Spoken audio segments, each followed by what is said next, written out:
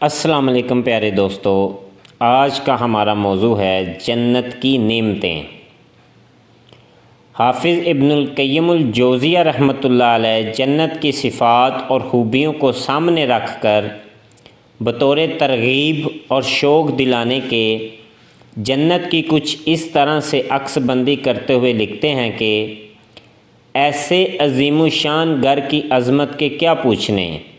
جس کو اللہ جل شانہ نے بذات خود اپنے دست مبارک سے بنایا ہو اور اپنے محبوبان اور عشاق کا مستقر ٹھہرایا ہو، اس کو اپنی رحمت،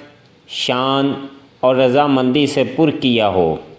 اس کی نعمتوں کو عظیم کامیابی قرار دیا ہو، اس کی بادشاہی کو ملک کبیر بنایا ہو، اس میں خوبیوں کو کامل طور پر محسوس کر دیا ہو، اس کو ہر قسم کے عیب، آفت اور نقصان سے پاک کر دیا ہو۔ اگر تو اس کی زمین اور خاک کا پوچھے تو وہ کستوری اور زعفران کی ہے، اگر تو اس کی چھت کا پوچھے تو عرش رحمان کی ہے،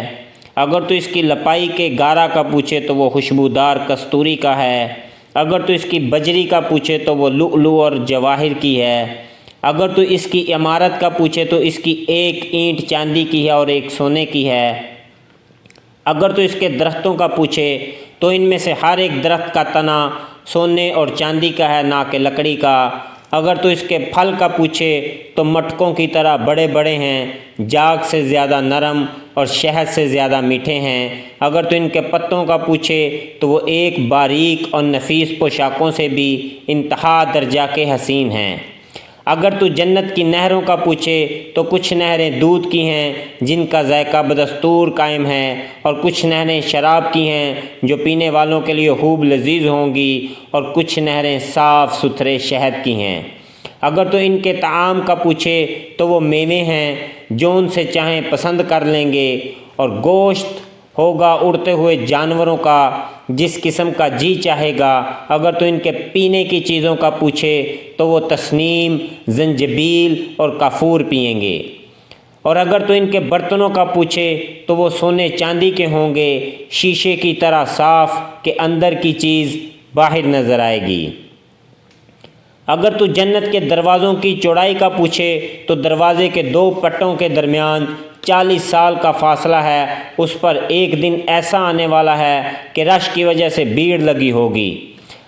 اگر تو جنت کے درختوں کی ہوا چلنے کا پوچھے تو وہ اپنے سننے والوں کو مسحور کر دے گی، اگر تو ان کے سایہ کا پوچھے تو ان میں سے ایک ہی درخت ایسا ہے کہ تیز ترین گھڑ سوار 100 سال تک اس کے سایہ میں چلتا رہے تب بھی اس کو طے نہ کر سکے، اگر تو جنت کی چوڑائی اور کشادگی کا پوچھے تو سب سے کم درجہ کا جنتی اپنی مملکت تحت محلات اور باغات میں 2000 سال کی مسافت تک چلتا رہے، اگر تو جنت کے خیموں اور قبوں کا پوچھے تو ان میں ہر ایک خیمہ ایسے ہولدار موتی کا بنا ہوا ہے، تمام خیموں میں مجموعی طور پر اس کی لمبائی 60 میل ہے،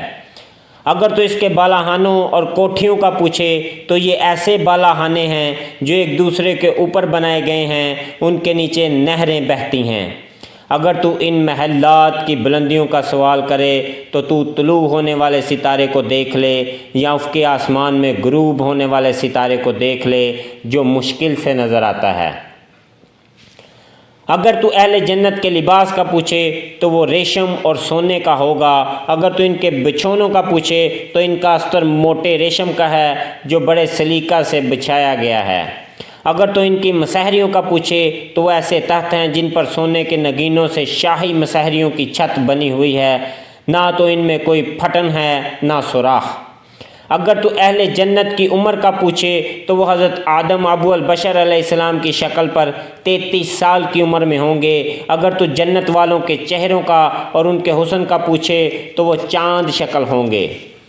اگر تو ان کے گیت کا پوچھے تو ان کی بیویاں حور عین خوشحانی کریں گی، اور ان سے زیادہ خوبصورت آواز فرشتوں اور انبیاء کرام علیہ السلام کی ہوگی، اور ان سب سے بلند تر رب العالمین کے خطاب کا حسن ہوگا، اگر تو جنت والوں کی سواریوں کا پوچھے جن پر وہ سوار ہو کر ایک دوسرے کی ملاقات اور زیارتیں کریں گے تو وہ نہایت شان و شوکت اور اعلیٰ درجے کی سواریاں ہوں گی جن کو اللہ تعالیٰ نے اپنی منشا سے جس چیز سے چاہا پیدا کیا ہے۔ یہ جنت والے ان پر سوار ہو کر جہاں چاہیں گے جنتوں کی سیر کریں گے۔ اگر تو ان کے زیور اور لباس کی زیب و زینت کا پوچھے تو کنگن تو سونے اور اعلیٰ درجے کے موتیوں کے ہوں گے اور سروں پر شاہی تاج ہوں گے۔ اگر تو اہل جنت کے چھوکروں کا پوچھے تو وہ ہمیشہ رہنے والے ایسے لڑکے ہوں گے گویا کہ وہ غایت حسن و جمال میں حفاظت سے رکھے ہوئے موتی ہیں۔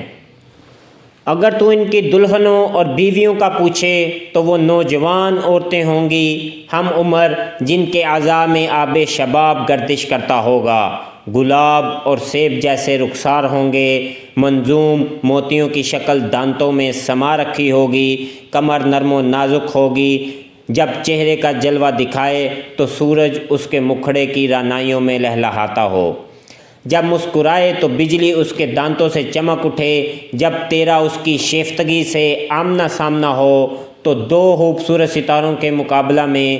جو جی میں آئے کہہ سکتا ہے۔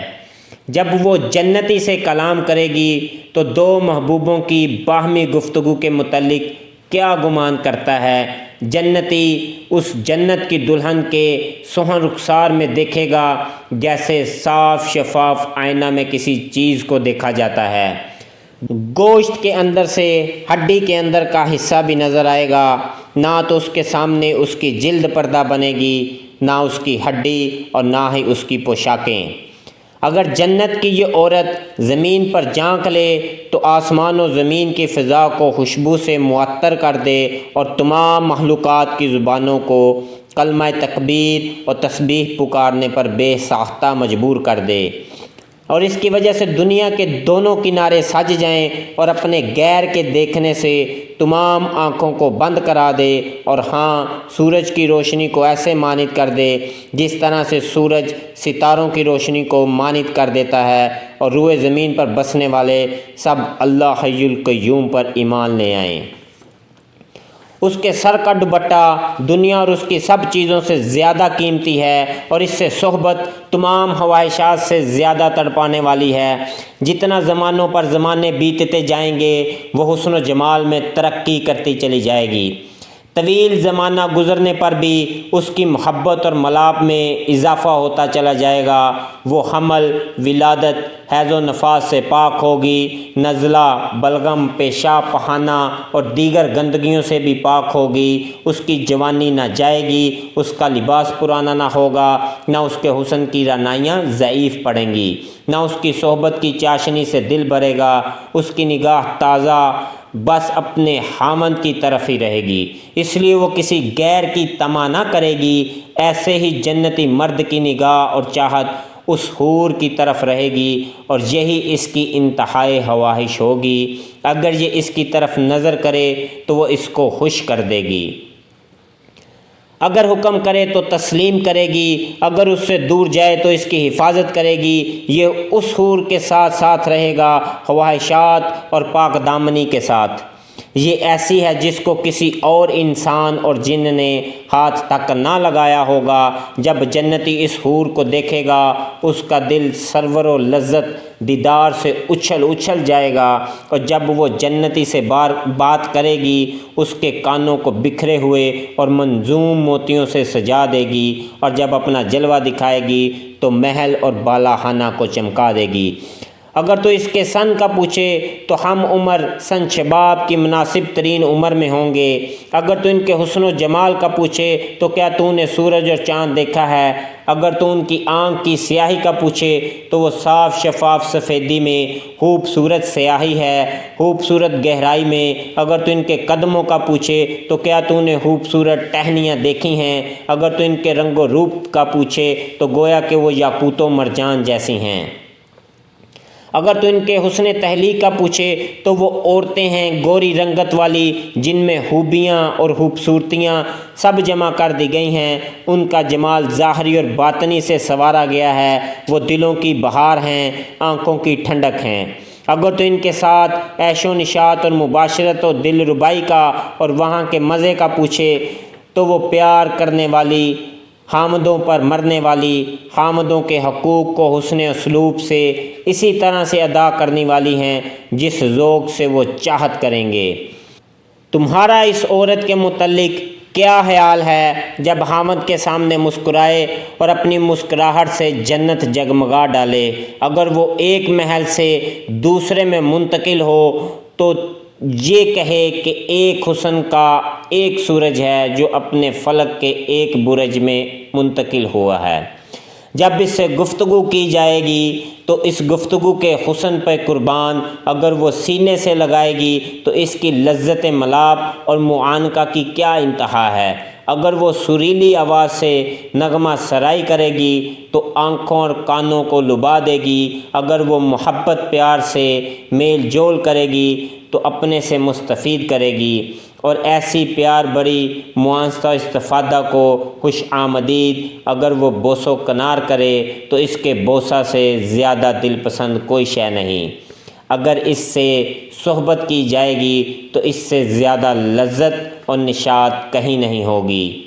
یہ تو جنت اور اس کی حوروں کا حال ہے۔ اگر تو یوم مزید کا پوچھے اور پروردگار عالم کی زیارت اور چہرے کا، تو اس کی کوئی صفت اور شان جاہ و جمال کی بن نہیں آتی، یہ تو صرف مشاہدہ ہی سے